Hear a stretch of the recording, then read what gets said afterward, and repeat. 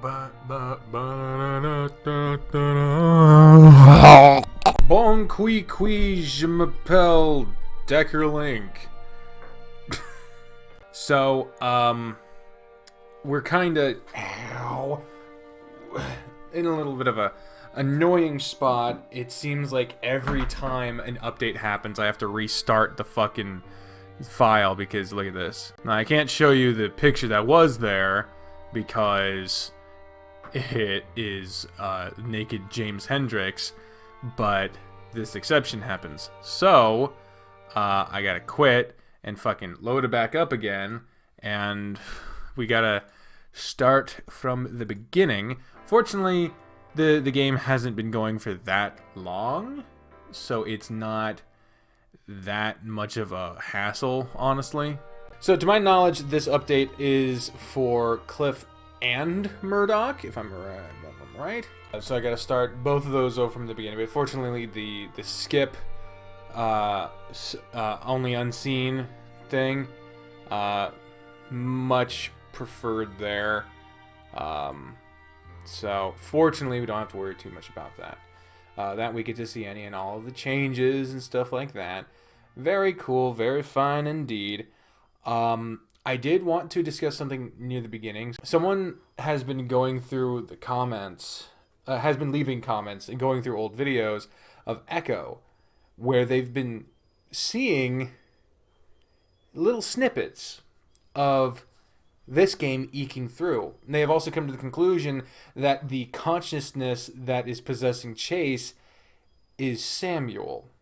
It's blowing my mind because they'll mention specific moments from the game, and I'd completely forgotten these moments because they're all so small and get tossed aside really quickly. But like when in Leo's route we're leaving Echo and we're saying fuck you for doing this, fuck you for doing that, the consciousness mentions a lot of the characters in the smoke room, as well as when in Flynn's route we are locked in the holding room and we get attacked by the spiders. We have an hallucination, quote unquote, where we see Cliff. Very interesting to me there, because it does give some credence to the idea that we are being possessed by Samuel. I don't know if it's just Samuel. I don't know what the fuck. I don't know. And there's so much to Echo that going through and watching all of it for me is a daunting task. And reading it all again would certainly be a daunting task.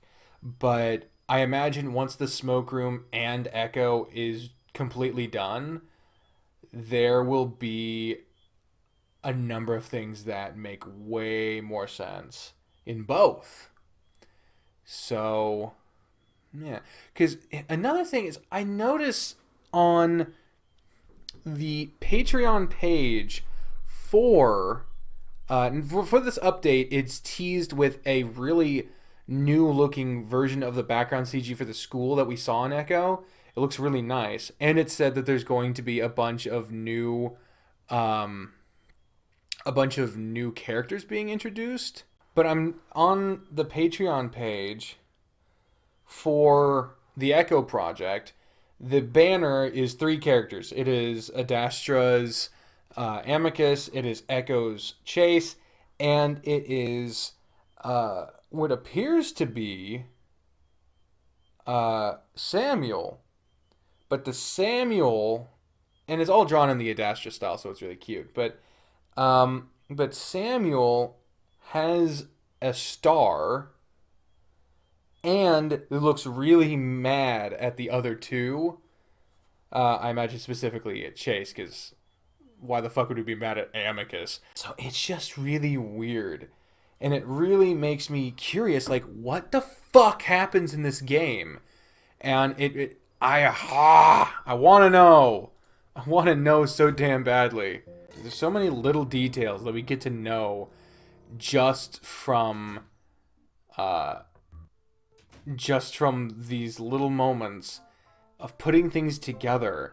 And it's really awesome to me that people are going through and looking at the old scenes in Echo and being able to see them in a new light. Stuff that previously made no fucking sense now makes sense. Alright, so now we have Cliff, and I'm also going to do the same for Murdoch. And we're actually going to start with the Murdoch updates. So let's see what changes.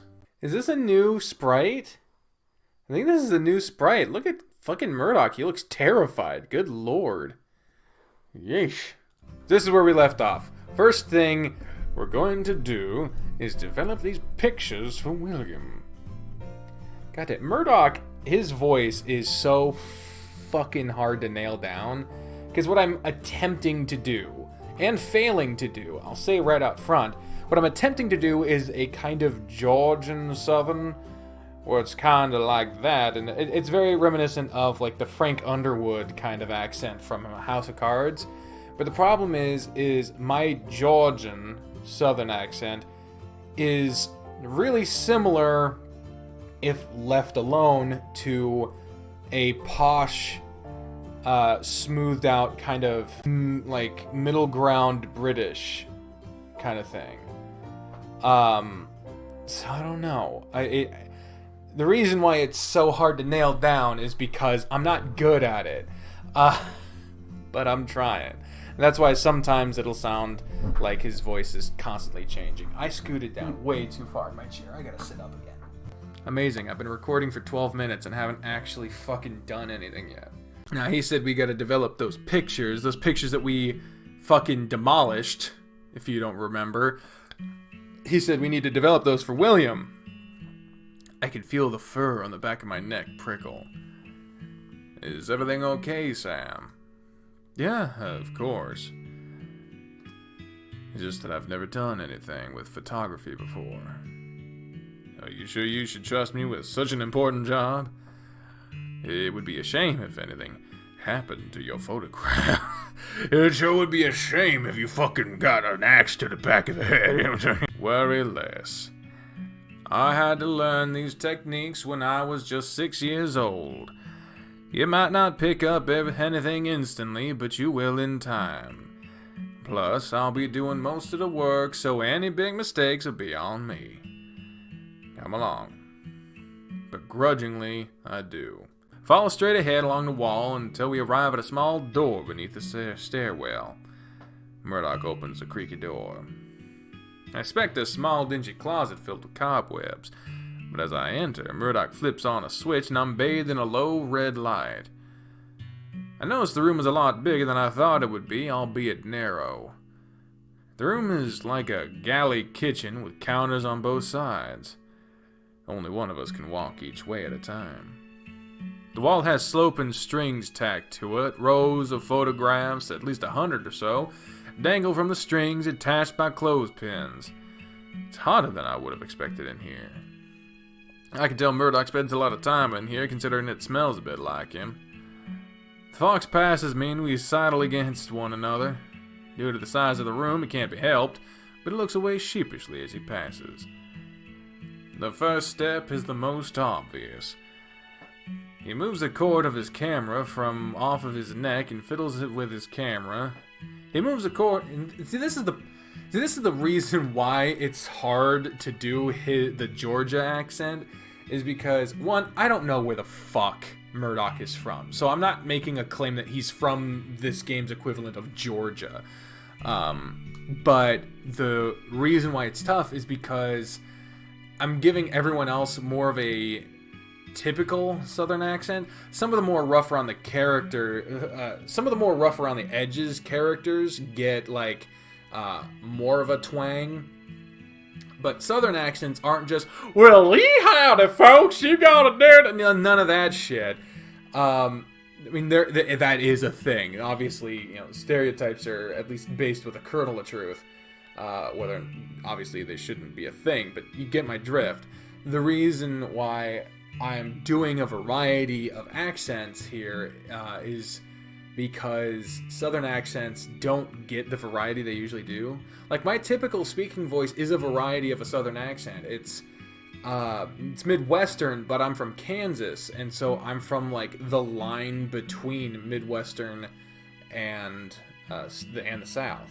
And because I'm from a very small town in Kansas, I got the rural version of the Kansas twang. A lot of nasal stuff, a lot of rounded out inflection on vowels, and not the most precise emphasis on consonants and sharpness of sound.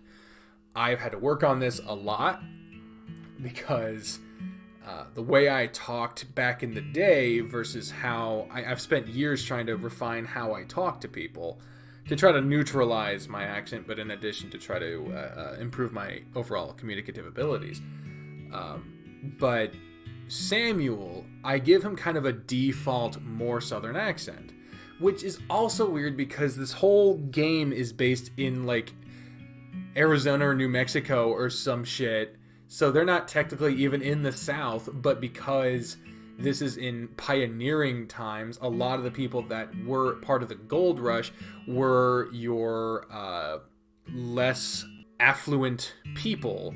And a lot of those people came from disenfranchised people of rural areas and the South, because this version of America, I guess, doesn't seem to acknowledge a specific form of racial segregation outside of an equivalent with reptiles. It's very weird. I can't make any sort of geographical, historical claim on knowing what the fuck, but that's why some characters get certain varieties of accent. Like, Murdoch gets a Georgian version, Samuel has more of a traditional, maybe an Alabama type of deal. William doesn't have an accent as much. He has a little bit of one, but not much. His is mostly based in the voice. Fucking Cliff, just, I kind of gave him a light British, even though he is technically from a version of a Baltic state. It's implied that. And so is, I feel so bad because I'm not remembering his name right now, but the Big Badger motherfucker, he is also supposed to be from, like, a version of Russia, I think. But that's the kind of... I don't go too far into that. That and he is said to have only an accent that he's worked on for a long time, so his accent is only noticeable in a couple of words. So every once in a while, I'll slip in a fucking a kind of Russian bent. But I don't know how to do like an Estonian accent. I don't know what the fuck Latvian accent or any of these things. I don't know their accent, so I just kind of went with soft British because he does seem kind of posh. The point I'm getting at here is that I'm doing with the accents in this game less obvious ones. There's more subtlety than probably is coming across because I just don't have the talent yet, the skill yet to be able to communicate what I'm trying to do. But I'm taking this as an opportunity to try to refine specific versions of typically overly broadened accents like Southern accents or British or anything like that. But most of my difficulty is coming from switching between them. It ain't fucking easy. It's not an easy task I've given myself. He moves the cord of his camera from off of his neck and fiddles with his camera. Just reiterating that he's dealing with his camera. I want him to think he's fiddling with anything else. Opening switches with his digits. We have to free the film. The fox winds a knob on his camera, then plucks 2 spools from it. Then we have to develop the film.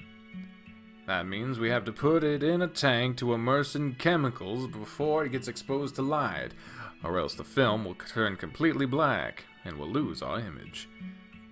Some things just ain't meant to be, I suppose. Sorry if you're gonna have to go through all this trouble for nothing. But at the end of the day, you'll live. And so will I. The fox grabs a black cylindrical case from one of the counters and opens it up, taking out a spool and a smaller case from inside of it. I can pull just a little bit of film out from the canister. He unwinds the shiny sheet in front of me, snipping some of the edge off with a pair of scissors. Ever wondered why film strips have to be have these segregated edges? Not really. It's so the film can be loaded in the dark. He attaches the edge of the film to the small tan cylindrical canister with spiral openings. Once the film is loaded, you can turn to the sides of the discs back and forth, listen for the clicks. He pulls film into the case, winding it slowly into the spiral. Now hit the lights. Why? It's important. I'll tell you after.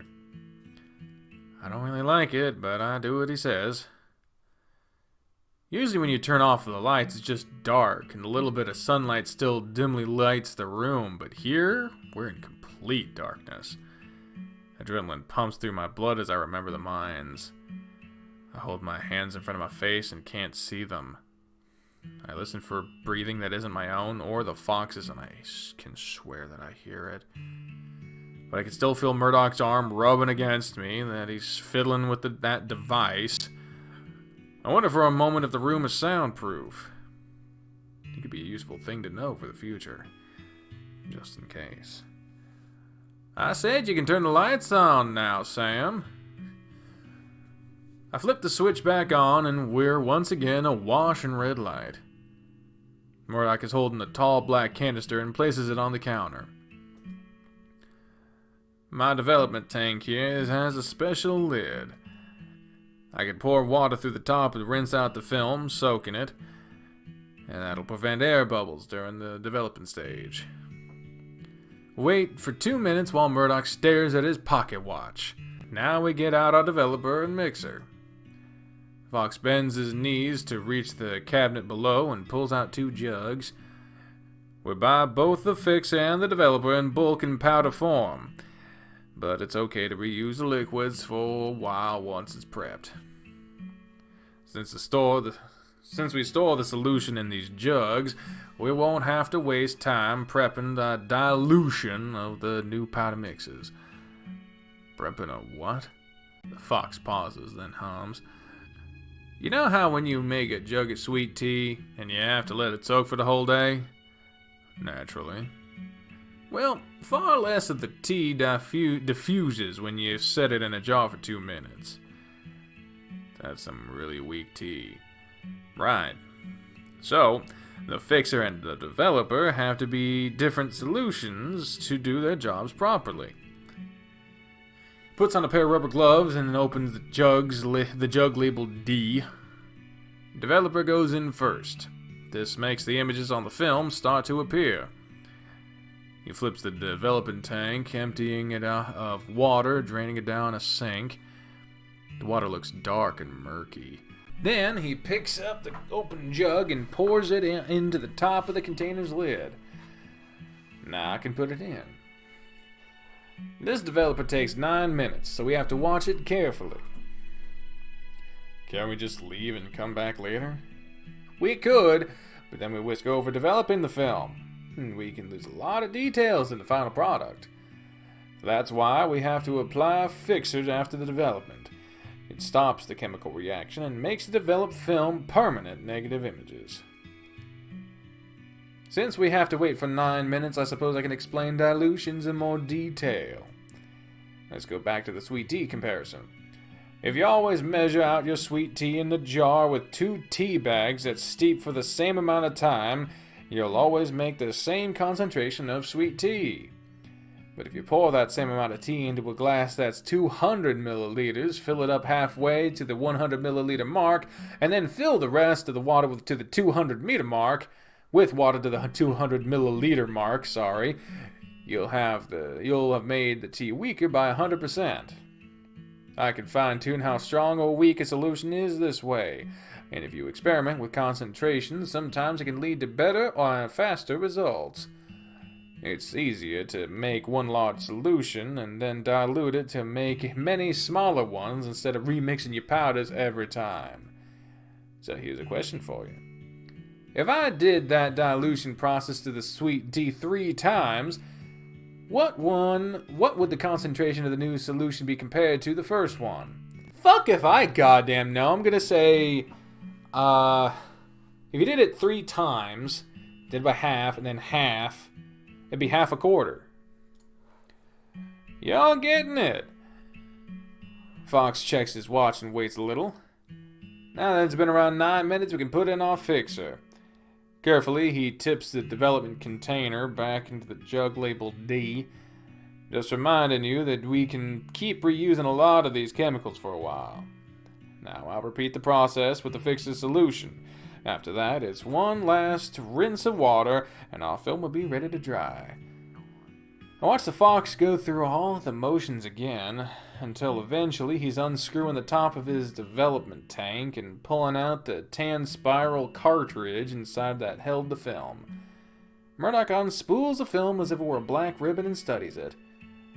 Oh, there's some disappointment on his face. Something wrong? Nothing serious. One of the shots got ruined. Just one? Fox paused. That's a fairly common issue, but I took 2 shots of everything, so there's nothing to worry about. Of course you fucking did. Son of a bitch! I watched him stretch out the film and tack each end to a hanging cork board. We have to let these dry slowly, or else they might curl up and distort in the enlarger. Stare at the film now tacked to the wall. One of the areas in the film shines as black as a dead beetle. When we come back in a few hours, I can show you how we turn these little strips into something you can hang on a wall. Till then, come on, let's go. Fox jerks his head and sidles past me, letting white light flood into the room as he opens the door and turns off the red light. I can't see the film anymore. You want to sit here in the dark until the film's dry? I grunt and then follow him out the door. Ooh, our plan didn't work. I suspect I could slip away from it at some point and mess with the film as it dries. But would it really be worth the risk?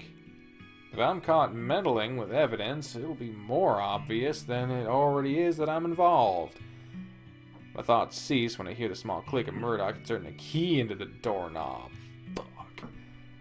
I wonder what we'll find in those pictures.